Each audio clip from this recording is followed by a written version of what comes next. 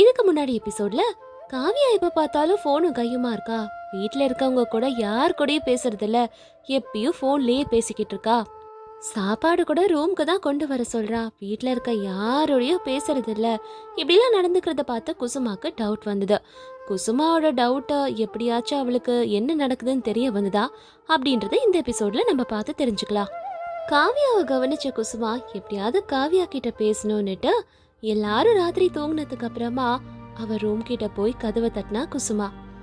காவியா, எனக்கு தெரியும் உனக்கு நான் கூப்பிட்டாலோ இல்ல பேசினாலோ கொஞ்சம் கூட பிடிக்காதுன்னுட்டு, என் கூட பேசக்கூட உனக்கு விருப்பம் இருக்காதுன்னு தெரியும். ஆனா ப்ளீஸ் ஒரே ஒரு தடவை கதவை தரையேன். நான் இதை உனக்கிட்ட ரிக்வெஸ்டா கேட்குறேன். ப்ளீஸ் காவியா, யாரும் என் கூட இல்லை, கொஞ்சம் கதவை திறக்கிறியா? அப்ப காவியா பாதி கதவை திறந்து, இப்போ உங்களுக்கு என்ன வேணும்? நான் யார் கூடயும் பேசுறதுல பொசிஷன்ல நான் இப்போ இல்லை, கொஞ்சம் இங்கேருந்து போறீங்களா? நான் இனிமேல் உன்னை டிஸ்டர்ப் பண்ண மாட்டேன் காவியா, ஆனா ஒரு தடவை மட்டும் என்னை உள்ள அனுமதியேன் ப்ளீஸ் அப்படின்னு குசுமா சொன்னதும் காவியா குசுமாவை அவ ரூம்குள்ள கூப்பிட்டு உடனே கதவை தாப்பால் போட்டுட்டா. அப்போ அவ பதட்டத்தை பார்த்த குசுமா காவியா கிட்ட, அச்சோ காவியா, என்னம்மா ஆச்சு உன் முகத்துக்கு? என்ன இதெல்லாம்? என்ன நடந்துச்சுன்னு சொல்லுமா காவியா. அண்ணி நான் இருக்கேல. என்ன ஆச்சுன்னு தெரியல அண்ணி. கீர்த்தி அண்ணி கொடுத்த பியூட்டி ப்ராடக்ட்ஸால தான் என் முகம் இப்படி ஆயிடுச்சுன்னு நினைக்கிறேன். என்னன்னே தெரியல. இதுக்காக பயந்துட்டே வா ரூம்குள்ள இருக்க. இப்படி நடந்துருச்சுன்னு எங்க கிட்ட சொன்னா நாங்க கண்டிப்பா உனக்கு உதவி செஞ்சிருப்போமே காவியா, ஏதாவது யோசிச்சிருப்போம்ல. அது மட்டும் இல்ல அண்ணி, என்கிட்ட இன்னொரு விஷயம் இருக்கு. அதை யார்கிட்ட ஷேர் பண்றதுன்னு தெரியல. அதனால அதை என்கிட்டயே சொல்லி நான் அழுதுகிட்டு இருக்கேன் இந்த ரூம்ல. யார்கிட்டயும் சொல்ல முடியலையா? நாங்க எல்லாருமே இருக்கும் போது நீ இப்படி கவலைப்படுறனா கண்டிப்பா இது பெரிய விஷயமா தான் இருக்கும். என்ன நடந்ததுன்னு என்கிட்ட சொல்லு காவியா. உனக்கு ஏதாவது பிரச்சனைனா நாங்க சும்மா இருப்போமா சொல்லு. ஏன்னா நீ உன் அண்ணியா கூட நினைக்க வேண்டாம், உன் சொந்த அக்காவா நினைச்சு சொல்லு. யார்கிட்டயும் சொல்ல மாட்டேன். மிஸ் இந்தியா ஆகணுன்றது என்னோட சின்ன வயசு கனவு அண்ணி. அதுக்காக நானும் கீர்த்தி அண்ணியும் நிறைய போராடிட்டு இருந்தோம். கீர்த்தி அண்ணி என்னை மிஸ் இந்தியாவாக ஒரு ஏஜென்ட்டோட நம்பரை கொடுத்தாங்க. அவன்கிட்ட நான் எப்படியாவது மிஸ் இந்தியா ஆகிறதுக்கான டிப்ஸை தான் நான் எடுத்துக்கிட்டு இருந்தேன். தினமும் ஃபோன் பண்ணி பேசுவான், அப்பப்போ ஃபோட்டோஸ் கேட்பான் மாடலிங்காக. நான் மிஸ் இந்தியா ஆகணுன்றதுக்காக நான் ஃபோட்டோஸ் எல்லாம் அனுப்பினேன். அதுக்கப்புறமா ஒரு நாள் அது காதலாக மாறிச்சு. நான் வீட்டில் இருக்கிறவங்க பற்றி எல்லாம் யோசிச்சு என்னால் இப்போதைக்கு காதலிக்க முடியாது, நான் மிஸ் இந்தியா ஆகிறதுக்கு மட்டும் நீ கைட் பண்ணா போதும்னுட்டு அவன்கிட்ட சொன்னேன். ஆனால் அவன் சரியாக கேட்டானா என்னன்னு தெரில. பழி வாங்கிறதுக்காக புது புது க்ரீம் எல்லாம் கொடுத்தான். அதெல்லாம் நான் நம்பி போட்டேன், அவனை ரொம்ப நம்பினேன். அதனால தான் என் முகம் இப்படி மாறிடுச்சு. இப்போ அவன் சொல்கிறான், நீ என்னையே ரிஜெக்ட் பண்ணல, அதனால தான் வேணுன்ட்டு இப்படி நான் உன்னை மாற்றினேன். நீ எப்படி என்ன மீறி மிஸ் இந்தியாவாக போறன்னுட்டு பார்க்கலான்னுட்டு சவால் விட்டுருக்கான். இதை யார்கிட்ட சொல்றதுன்னு தெரியாம எனக்குள்ளே எல்லாத்தையும் முடுக்கிக்கிட்டு யார்கிட்டயும் பேசாம ரூம்ல தனியா உட்காந்து அழுதுகிட்டு இருந்தேன் அண்ணி. காவியா சொன்ன எல்லாத்தையும் கேட்ட குசுமாக்கு பயங்கர கோபம் தான் வந்தது. ஆனா இப்ப காவியாக்கு தேவை தைரியம் தான். தைரியம் கொடுத்து நடந்த எல்லாத்தையும் மாத்தணும்ன்றது மட்டும்தான் அவன் முடிவு. என்ன காவியா, இதுக்காகவா நீ யார் கூடயும் பேசாம ரூம்குள்ள உன்னை நீயே முடுக்கிக்கிட்டு இருக்க? இதெல்லாம் நல்லதா சொல்லு. சீதா அம்மா தனியா லங்கையில இருந்தப்போ ஹனுமன் தான் அவங்களுக்கு துணையா இருந்தாங்க. அந்த மாதிரி நான் இப்போ உனக்கு அண்ணியா துணையா இருக்கேன். எல்லாத்துல இருந்தையும் வெளியே வர முடியும். முதல்ல உன்னை நீயே நம்பு. இதுக்காகலாம் அழக்கூடாது காவியா. அண்ணி, இந்த முகத்தை வச்சுக்கிட்டு என்னால் வெளியே வர முடியாது. வீட்டில் இருக்கவங்க யாருக்கும் என் முகத்தை நான் காட்ட முடியாது அண்ணி. தைரியமா வெளியே வாமா, உன்னோட முகத்தை நான் மாற்றி காட்டுறேன். இந்த கிராமத்து அண்ணிக்கிட்ட நிறைய பழங்காலத்து ரெசிபி ரெமெடி எல்லாம் இருக்கு. அதை வச்சு நான் உன்னை அழகாக்கி காட்டுறேன்னா இல்லையான்னு பாரு. என்னை நம்பு, என்னை இப்பயாவது நம்பு காவியா. நான் உனக்கு நல்லது தான் என்றைக்குமே நினைப்பேன். ஒரு வாரத்தில் தானே உனக்கு மிஸ் இந்தியா போட்டி. ஒரு வாரத்துக்குள்ள நான் உன்னை ரெடியாக்கி காட்டுறேன் காவியா. இப்படி இருக்க நான் எப்படி அண்ணி மிஸ் இந்தியாவில் போய் கலந்துக்க முடியும்? நீங்கள் டென்ஷன் ஆகாதீங்க, லைட் ஆகிடுங்க. பரவாயில்ல, அந்த கனவை நான் விட்டுட்டேன். அம்மா, அண்ணி, அக்கா எல்லாரும் சொல்கிறதையும் கேட்டுக்கிறேன். நீங்கள் சொல்கிறதையே கேட்டு இங்கேயே இருக்கேன். ஏமா பட்டணத்து பொண்ணே, இந்த வில்லேஜ் அண்ணியை பற்றியும் உனக்கு தெரியல. இந்த கிரீமு இதெல்லாம் வரதுக்கு முன்னாடி எங்கள் கிராமத்தில் நாங்கள் முகத்துக்கு என்னெல்லாம் போடுவோன்னு எனக்கு தெரியாதா? அதெல்லாம் வச்சே ரொம்ப ரொம்ப இயற்கையான அழகை கொண்டு வர முடியும். இயற்கையாக அதை பயன்படுத்தி தான் இயற்கையான அழகே வரும். அதை முதல்ல தெரிஞ்சுக்கோ. நிம்மதியாக தூங்கு. நாளைக்கு எல்லாத்தையும் பார்த்துக்கலாம். நான் உன்னை மாற்றி காட்டுறேன். அதை சவாலாக நான் எடுத்துக்கிறேன் காவியா. என்ன சொல்வீங்க? குட் நைட்டா? Good night. தூங்கு இப்போ நல்லா அப்படின்னு 2 பேரும் பேசிக்கிட்டு சிரிச்சுக்கிட்டு இருந்தாங்க. அதுக்கப்புறம் குசுமா அங்கேருந்து போயிட்டா. குசுமாக்கும் காவியாக்கும் தெரியாத ஒரு விஷயம் என்னன்னா, இவங்க 2 பேரும் பேசிக்கிட்டு இருந்ததை ராகேஷ் வெளியே இருந்து கேட்டுட்டு இருந்தாரு. குசுமா காவியாக்கு கொடுத்த தைரியத்தை நினைச்சு ராகேஷ் இப்படி நினைச்சாரு. நீ எவ்வளவு நல்லவ குசுமா. எல்லாரும் உன்னை புகழ்ந்து பேசும்போது எதுக்குமே எனக்கு ஏன்னே புரியல. ஆனா நீ என் தங்கச்சிக்கு இன்னைக்கு நல்லது பண்ணணும்னு நினைக்கிற. அவ கஷ்டப்படக்கூடாதுன்னு நினைக்கிற. இதெல்லாம் நான் கேட்டேன். இவ்வளோ நாளா நான் உன்னை எவ்வளோ கேவலமா நடத்தியிருக்கேன், எவ்வளோ காயப்படுத்தியிருக்கேன். I'm really sorry Kusuma. நான் என் தப்பு எல்லாம் புரிஞ்சுக்கிட்டேன். ரொம்ப ரொம்ப சாரி குசுமா அப்படின்ட்டு சொல்லிட்டு ராகேஷ் அங்கிருந்து போயிட்டாரு. அடுத்த நாள் காலையில தைரியமா காவியா அவ ரூமை விட்டு வெளியே வந்தா. காவியாவை பார்த்ததும் வீட்டில் இருக்க எல்லாருமே எதுவுமே நடக்காத மாதிரி ஒரு ரியாக்ஷனை கொடுத்தாங்க. அதை பார்த்துட்டு காவியாவுக்கு ரொம்ப ஆச்சரியமா இருந்தது. அப்ப அவ, என்ன நீங்க எல்லாரும் எதுவுமே நடக்காத மாதிரி ரொம்ப நார்மலா ரியாக்ஷன் கொடுக்குறீங்க? என்ன பார்த்துமா உங்களுக்கு நார்மலா இருக்க முடியுது? எதுவும் உங்களுக்கு தோணலையா? ஏமா உனக்கு என்ன? நல்லா அழகா தானே இருக்க. இதுல கேக்குறதுக்கு எதுவும் இல்லையே. என்ன கௌசல்யா இவ வித்தியாசமா பேசுறா? ஆமாங்க, மிஸ் இந்தியாவை வீட்டில் வச்சுக்கிட்டு யாராவது ஏதாவது கேட்க முடியுமா? என்னடா சொல்ற ராஜேஷ், கரெக்டு தானே? ஆமாமா, இன்னும் ஒரு வாரம் தான். ஒரு வாரம் கழிச்சு அவளை காவியான்னு கூப்பிடுறதா இல்ல மிஸ் இந்தியா காவியான்னு கூப்பிடுறதான்னு தெரியல. இவங்க எல்லாரும் பேசுறத பார்த்து எதுவும் புரியாம நின்னா காவியா. அப்ப ராகேஷ், என்ன காவியா முழிக்கிறியா? குசுமா எல்லார்கிட்டயும் எல்லாத்தையும் சொல்லிட்டா. இனி உனக்கு துணையா இந்த குடும்பமே எல்லாருமே இருக்கோம்.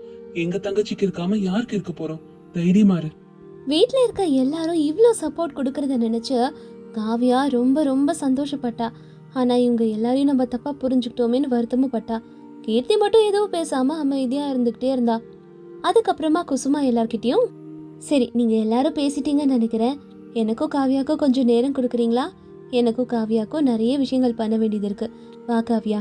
அதுக்கப்புறமா காவியாக்கு குசுமா நிறைய மூலிகை எல்லாம் பண்ணி கொடுத்தா. இதை வச்சு குளின்னு சொன்னா. ஃபேஸ் பேக் கூட நிறைய மூலிகைகளை வச்சு பண்ணா. இதனால அவளோட ஸ்கின் நல்லா இம்ப்ரூவ் ஆக ஆரம்பிச்சுது.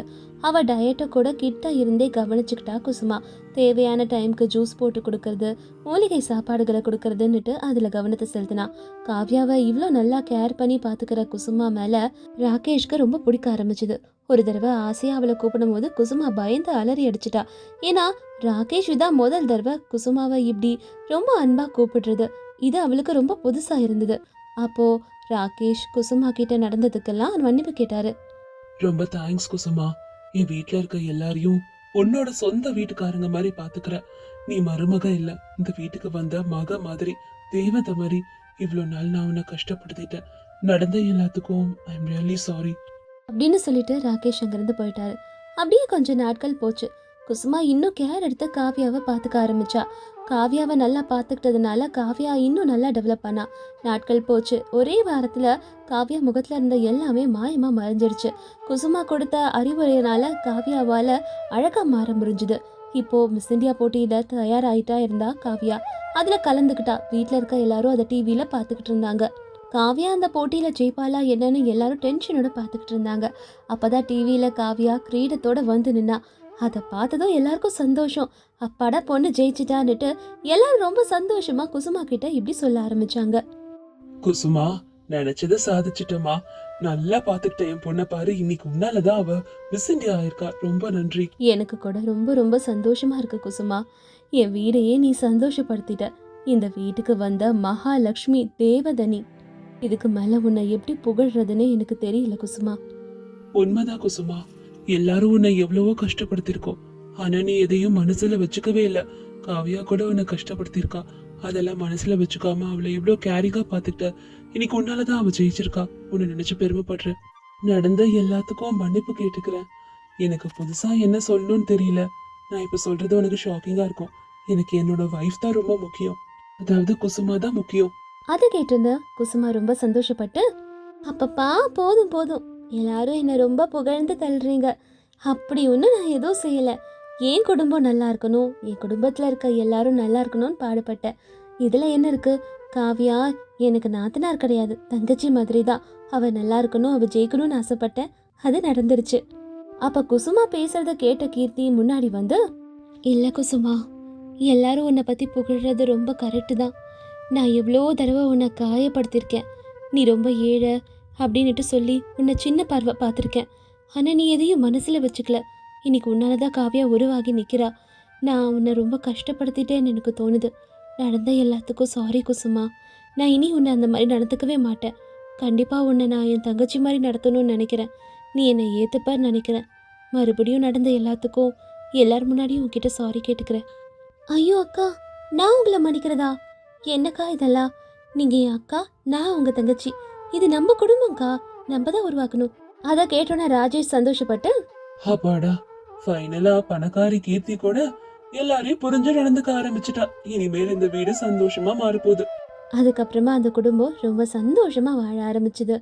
இந்த கதையிலேருந்து நம்ம என்ன கற்றுக்கிட்டோன்னா, முழு மனசோட, உண்மையான மனசோட நல்லதை நினச்சோன்னா கண்டிப்பாக எல்லாருமே நம்மளை புரிஞ்சுப்பாங்க. நல்லதே நமக்கும் நடக்கும். அது நந்தவனபுரம்ன்ற சின்ன கிராமம். அந்த கிராமத்துல ராதம்மாவும் அவங்களோட மருமக சாந்தியும் வாழ்ந்துட்டு இருந்தாங்க. ராதம்மா சாந்திய தன்னோட சொந்த பொண்ணு மாதிரி பார்த்துப்பாங்க. சாந்தி கூட ராதம்மாவை அவங்க அம்மா மாதிரி பார்த்துப்பா. ஒரு நாளைக்கு சாந்தி ராதம்மா கிட்ட, அத்தை, நம்ம ஊர்ல ஒரு டிஃபன் ஷாப் கூட இல்லைல்ல, நம்மளோட வீட்டு முன்னாடியே ஒரு டிஃபன் கடையை போட்டா எப்படி இருக்கும் த? நல்ல ஐடியா தாம்மா. உடனே ரங்கையா கிட்டயும் சுரேஷ் கிட்டயும் பேசி இதுக்கான ஏற்பாடுகளை பண்ணுவோம்.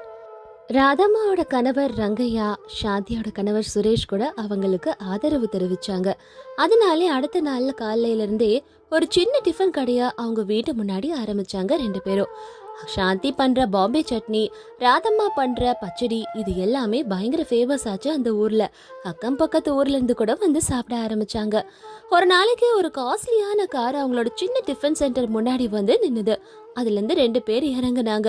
அவங்க ராதம்மா சாந்தியோட கடையில சாப்பிட்டு இவ்ளோ ருசியான சாப்பாடு சாப்பிட்டதே இல்லைன்னு நினைச்சாங்க. காசு கொடுக்கற நேரத்துல, அம்மா, நான் உண்மையிலே சொல்றேன், இவ்ளோ ருசியான சாப்பாட நான் சாப்பிட்டதே இல்ல. உங்க திறமைக்கு நீங்க கிராமத்துல மட்டும் ஒரு டிஃபன் கடையை போட்டீங்கன்னா கோடி ரூபாய் மேல சம்பாதிக்கலாமா? அப்படிலாம் எந்த ஐடியாவும் இல்லை தம்பி. ஏன்னா நீங்க எல்லாரும் சாப்பிட்டு எங்களை வாழ்த்துறதே போதும். வயிறார எல்லாரும் சாப்பிட்றாங்களா இந்த ஊர்ல, அதான் முக்கியம். அது அவங்க ஆசீர்வாதம் பண்றதே கோடி ரூபாய்க்கு எங்களுக்கு சமம். உங்க ஆலோசனை எல்லாம் ரொம்ப நல்லா இருக்குமா. ஆனா உங்களோட ருசி எல்லாருக்குமே தெரியணும் இல்லையா? சரி சரி, நாங்க அடுத்த தடவை இங்க வரும்போது கண்டிப்பா உங்ககிட்டே டிஃபன் வாங்கி சாப்பிட்றோம். அப்படி அவங்க 2 பேரும் ராதம்மா சாந்தியோட டிஃபனை பத்தி புகழ்ந்து தள்ளிட்டு அதுக்கப்புறம் அவங்க அங்கிருந்து கிளம்பி போயிட்டாங்க. ஆனா மாமியார் இப்படி பதில் சொன்னதை நினைச்சு யோசிச்சுக்கிட்டே இருந்தா சாந்தி. அப்ப அவ மாமியார் கிட்ட இப்படி கேட்டுக்கிட்டு இருந்தா, ஏந்த எப்ப பார்த்தாலும் யார் என்ன புகழ்ந்து தள்ளினாலும் காசுக்கு நீங்க முக்கியத்துவம் கொடுக்க மாட்டேங்கிறீங்க. இது போதும், அன்புதான் முக்கியம்னு சொல்றீங்க. எப்பதான் நம்ம பணக்காரங்களாகிறது அப்படின்னு புலம்புனா சாந்தி. ஆனா அவங்க சொன்னது மட்டும் அவளோட மனசுல நல்லா பதிஞ்சு போயிடுச்சு. அன்னைக்கு ராத்திரி டிஃபன் எல்லாம் முடிஞ்சு கடையை க்ளோஸ் பண்ற சமயத்துல மெல்லமா வந்து அவங்க அத்தை கிட்ட இப்படி சொன்னா, அத்தை, நீங்க மத்தியானம் கார்ல வந்து சொன்னாங்கல்ல, அவங்க சொன்னதை கேட்டீங்கல்ல, இங்கே இருந்தா எப்படித்த, நம்ம பட்டணத்துக்கு போனா நல்லா சம்பாதிக்கலான்னு அவங்க சொல்றாங்களே, அதை பத்தி யோசிக்கலாம்ல. ஐயோ, எதுக்கு இப்படியெல்லாம் யோசிக்கிற நீ? பட்டணத்துக்கு போனா நிம்மதியா இருக்க முடியாது. அங்கேயே எக்கச்சக்க போட்டிகள் இருக்கு. அப்படி இருக்கும்போது நம்ம எப்படி நல்லா நடத்த முடியும் சொல்லு? இங்கேயே இருக்கலாம். அது என்னது அப்படி சொல்லிட்டீங்க? குழந்தைங்களோட எதிர்காலத்தையும் பார்க்கணும்ல. இப்படியே இருந்தா எப்படி வாழ்க்கையில முன்னேறணும்? இப்போதைக்கு ஏதோ சமாளிக்கிறோம், ஆனா போக போக முன்னேற்றத்தை தானே நம்ம பார்க்கணும்.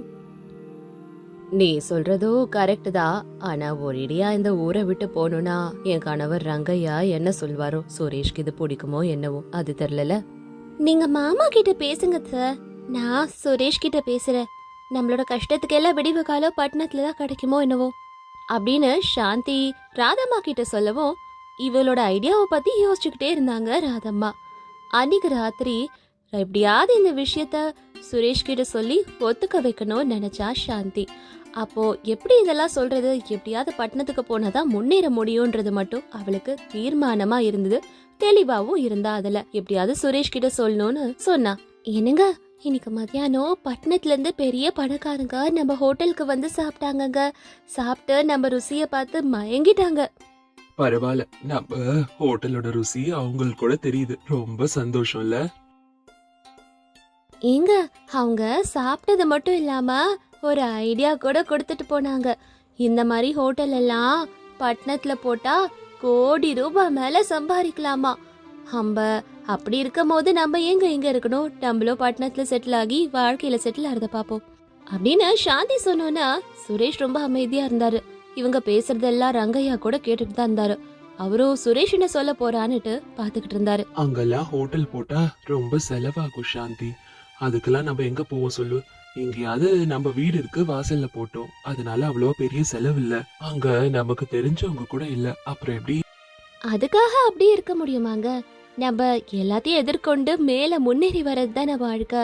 நம்மளோட குழந்தைங்களோட எதிர்காலத்தை பத்தி யோசிங்க. இங்கே இருந்தா அவங்க எப்படி முன்னேறுவாங்க? அவங்களும் அங்க படிச்சாங்கன்னா பெரிய பெரிய ஆளுங்களா வருவாங்கல்ல. அம்மாடி சாந்தி, நீ சொல்றது எல்லாம் கரெக்டா இருந்தாலும் இவ்ளோ வருஷம் நாங்க இந்த ஊர்லயே இருந்து வாழ்ந்துட்டோம்.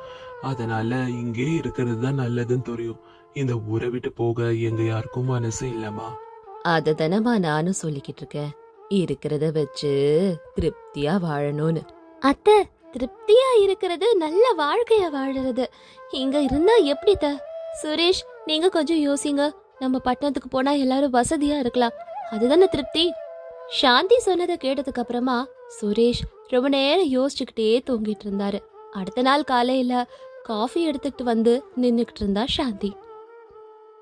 என்னங்க, ராத்திரி முழுக்க நீங்க யோசிச்சுக்கிட்டு இருந்தீங்கன்னு நினைக்கிறேன். உங்களோட முடிவு என்னன்னு சொன்னீங்கன்னா அத்தையும் அதுக்கேத்த மாதிரி மாத்திருவேங்க. சாந்தி, நீ சொல்றதெல்லாம் யோசிக்கும் போது நம்ம கூட ஏன் முயற்சி செஞ்சு பார்க்க கூடாதுன்னு தோணுது. நீ ஆசைப்பட்ட மாதிரியே பட்டணத்துக்கு போலாம். அங்க கடையை போட்டு ஆரம்பிப்போம். ஒருவேளை நீ சொல்ற மாதிரி பெரிய ஆளா வரத்துக்கும் வாய்ப்பு இருக்குல்ல. முயற்சி பண்ணுவோம். சுரேஷ் அப்படி சொன்னோன்னு சாந்திக்கு ரொம்ப ரொம்ப சந்தோஷமாயிடுச்சு. உடனே அவங்க வீட்ல இருக்க எல்லாரும் முடிவு பண்ணி இதே மாதிரி ஒரு கடையை பட்டணத்துல ஆரம்பிக்கணும்னு நினைச்சாங்க. ஊர்ல ஒரு பிஸியான ஏரியாவா பார்த்து சின்னதா அவங்களோட டிஃபன் கடையை ஆரம்பிச்சாங்க மாமியாரும் மருமகளும். வழக்கம் போல சாந்தியோட பாபே சட்னிக்கு அந்த பட்டணத்துல கூட பயங்கர வரவேற்பு ஏற்பட்டுருச்சு. இவ்வளோ நல்லா போயிட்டு இருந்த பிஸ்னஸ்ல எதிர்பாராத விதமா சிட்டியில கேஸ் பற்றாக்குறை ஏற்பட்டதுனால அங்க அவங்களால சமைக்க முடியாம அவஸ்தைப்பட்டாங்க.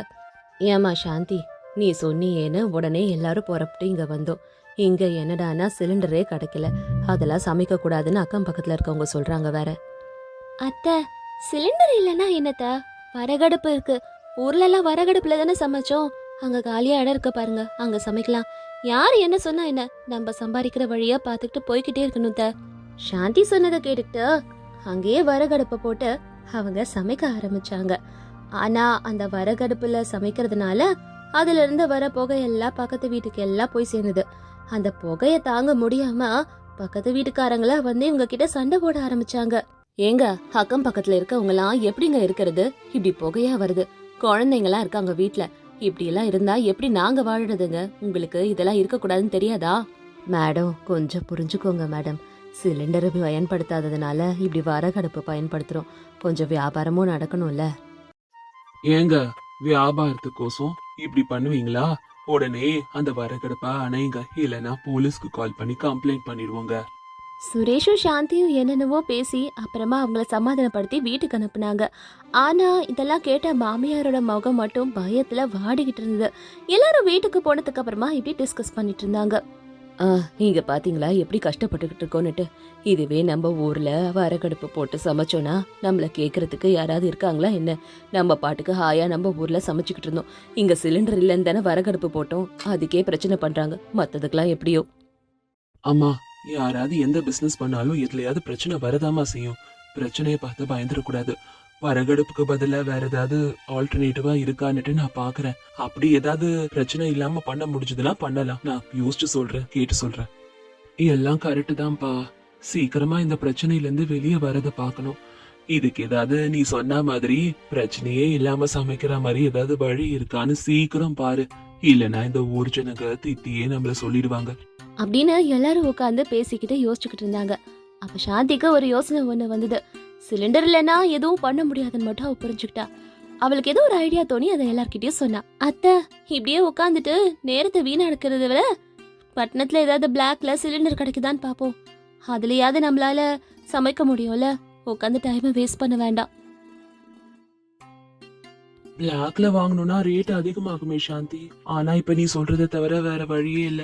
சரி, கிடைக்குதான்னு போய் பாப்போம். அப்படின்னு சுரேஷும் சாந்தியும் யோசிச்சு அக்கம் பக்கத்துல ஏதாவது சிலிண்டர் கிடைக்குதா எல்லா ஸ்ட்ரீட்லயும் தேடி தேடி பார்த்தாங்க. எங்கேயாவது பிளாக் சிலிண்டர் கிடைக்குதான்னுட்டு. அப்படி கொஞ்சம் தூரம் போனதுக்கு அப்புறமா ஒரு கடை ஒண்ணு தெரிஞ்சது அவங்களுக்கு. அங்க ஒருத்தர் நின்னுகிட்டு இருந்தாரு. அவர்கிட்ட கேட்டு பாப்போமேன்னுட்டு நினைச்சாங்க 2 பேரும்.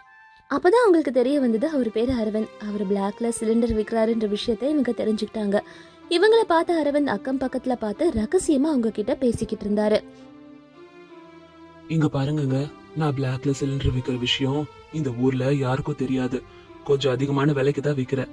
சிலிண்டர் ஒண்ணு இவ்ளோ விலை ஆகும். தெரிஞ்சுக்கிட்டு வாங்கிக்கோங்க. டபுள் ரேட்டு தான். வேணும்னா வாங்குங்க. ஆனா ஊருக்குள்ளேயே யார்கிட்டயும் சொல்லாதீங்க. என்னப்பா தம்பி, 600 ரூபாய் சொல்றியே, டபுள் ரேட் சொல்றியே.